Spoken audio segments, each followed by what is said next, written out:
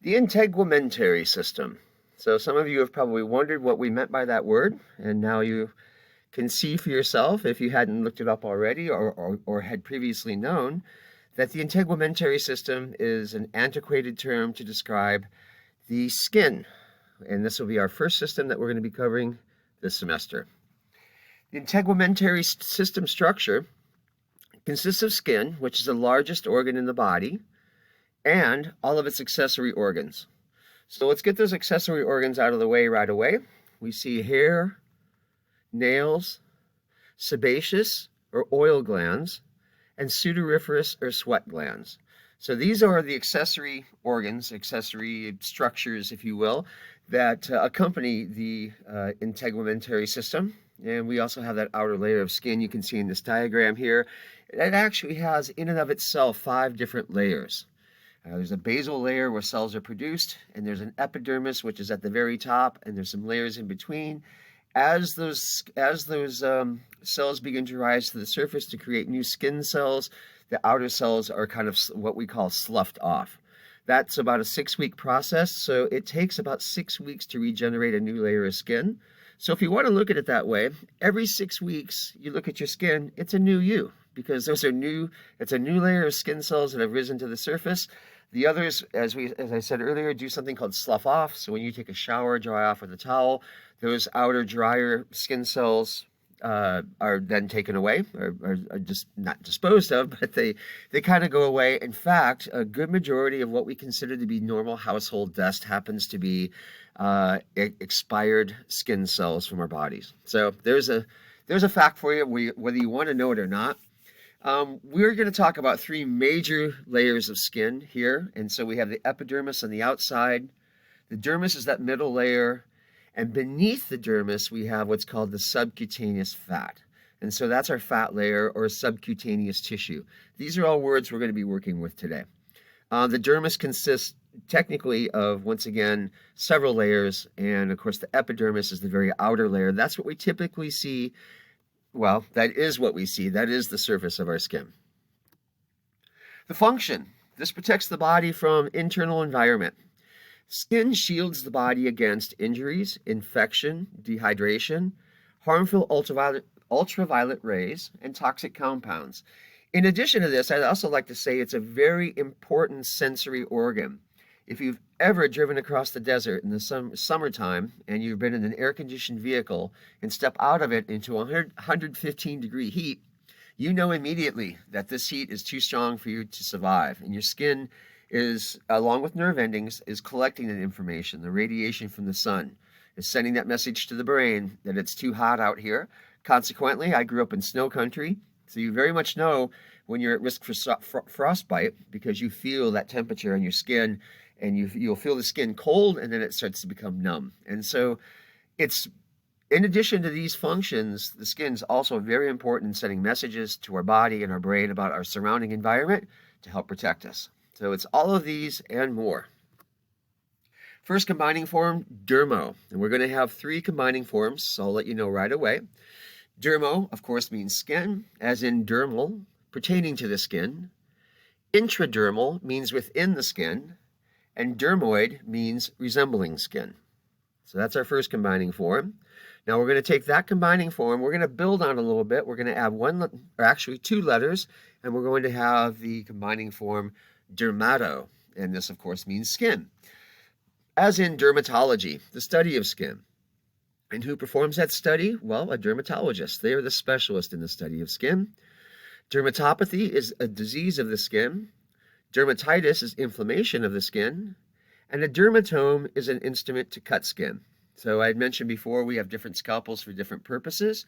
A dermatome sort of looks like a cheese slicer, and it's what they use in skin transplants and other surgical procedures where they have to remove a layer of skin, but it has to be a very thin layer. So there's a special tool. That's the dermatome. So now we take a prefix, hypo, meaning below or deficient. We have our word root here, not in a combining form because we've already attached ich to it, meaning pertaining to. We put all 3 of these parts together, we get hypodermic. That means pertaining to below the skin. So you're seeing what once was called a hypodermic injection. We don't use this term very often anymore, but it is one we want you to be aware of because it is out there. You will see it in older charts, and there are still some physicians who would refer to the procedure of a hypodermic injection. The particular one you're looking at here in this photograph is the injection of insulin. Where we place injectable medications will determine how fast they're absorbed. Sometimes they go just under the skin. Sometimes, as in this case, they go into that subcutaneous fat layer, as with insulin, because then they will absorb quickly. And when we do immunizations, we usually go into a muscle, into the deltoid. Think of a flu shot. That will absorb very slowly. And so there's a reason for that. And we'll talk about that in just a moment. But before we get there, one more combining form for you. Cutano. This is a third combining form for skin. And we will have more combining forms, but no more combining forms for skin in this chapter. So you have all three now. Cutaneous means pertaining to the skin. Remember that ES, I guess is how or OS is how I pronounce that suffix, meaning pertaining to. Well, here we're using it twice. So we're starting with cutaneous, once again pertaining to the skin, and then we're adding a prefix to it, subcutaneous. And this is pertaining to below the skin. For nurses, for medical assistants, other forms of medicine, but primarily those two practices, those abbreviations, sub-Q, you see them in parentheses there, will be important. And that's how we abbreviate that. Often we just see in charts someone writing SQ, or if it's on an order, SQ. And you'll know that that means subcutaneous. That's a certain technique. And we're going to take a look at them right now. So we have three types of injections that we primarily use. Once again, we're not going into the bloodstream. This is not an IV. These are just simple injections. Maybe some of you have had a PPD before. A PPD is a type of test that determines if you are positive for tuberculosis. If you've ever had that test, it was done on your forearm. And what we did is we inserted a needle, as you can see in this 10 to 15 degree angle, the needle on the far left. We inserted that angle so we can put things just under the dermal layer, almost in the dermal layer. So for something like a PPD, we do not want that to go down into the muscle or into the fat. That has to stay under the skin. So we come at a very steep angle. So if you've never had a PPD and you're going to be working in healthcare, you will be required to get one at some point. Pay attention to how they place it, and you'll be looking at an intradermal injection. Subcutaneous, once again, meaning sub-Q or sub-Q, depending on which abbreviation you want to use, and sometimes it's just SQ. That's the middle one at a 45-degree angle. This is where we want to place medication into the fat layer because it will absorb quickly. Insulin is the primary example of that. Some immunizations are done with that technique. For instance, when we do varicella to immunize against chickenpox, or Zostavax to immunize against shingles, we use that angle. We go into the fat layer because we want relatively quick absorption. And the last one we have, intramuscular, is abbreviated IM. That's the one on the far right. That goes straight in. This is your classic flu shot and most of your immunizations where we're injecting directly into a muscle, so it's slow absorption. So there's your three types of injections that you'll want to know for this week. Now, back to some more terms regarding skin. Sclero. We're introducing this particular combining form now. It will apply to subsequent chapters. So it's not the last time you're going to be seeing this combining form. From sclerosis, which means hardening, we can derive the word, from sclero, or combining form, which means hardening, we can derive the word sclerosis. This is an abnormal condition of hardening. Scleroderma is a hardening of the skin. There's a little box down here that describes it. It's a chronic autoimmune disease that involves a thickening and hardening of the skin and connective tissue and is considered a type of arthritis disorder. It affects joints, blood vessels, and internal organs. So it's not just about the surface skin. Some of the tissue that we have that resembles skin is actually inside our bodies, and some of it can be affected by diseases such as this. The one thing I want to address here very briefly is the term autoimmune disease. You may or may not have heard of this before. This is a situation where, due to certain deficiencies in the immune system or certain exposures to certain things, your immune system will begin to attack your own body as if your own body is a pathogen.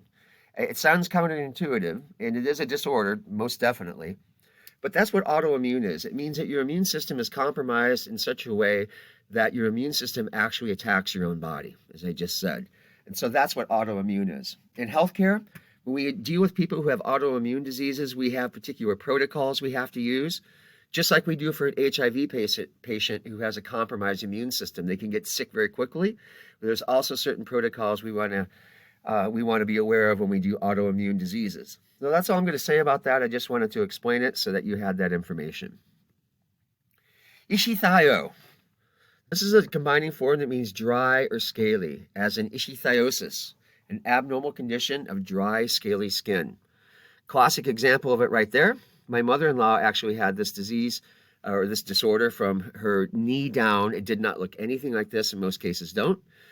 This is sort of a cheetah pattern you see on this person's skin.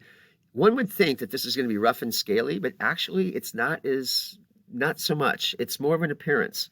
There is some rough texture to this, but not as extreme as you would think. So there's a condition that one can have in the skin. We're almost at our 15-minute break, and before I jump into the next combining forms, I'm going to go ahead and end this recording, set up for the next one where we're going to start to get to more combining forms regarding skin. I'll be right back with you in just a moment.